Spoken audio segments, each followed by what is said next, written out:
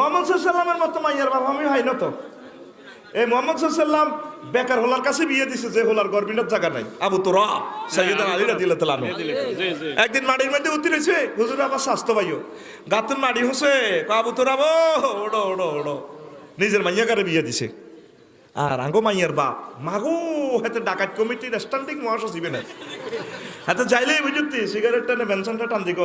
তোমার তো ফ্যামিলি অনেক বড় না, তোমার বাপের 13-14টা বলা মাই, আমার মেয়েরা এই সমস্ত কাজটা পছন্দ করতে পারে না। কিভাবে টাকা হয় তুমি যদি আমার মেয়েকে বিয়ে করতেই হয়, মানে শহরে না রাখবে, গ্যাস আছে রে গোলামের ফুট, তোদের বাড়ি গ্যাস আছে, আমার মেয়ে তো পাকাইতে জানা। অথচ হেবডার বই 30 গা বদিল্লার ভাত পাকাইছে, শহরের মধ্যে বাড়িয়েছিল 30 কা নিখাতে শাসা।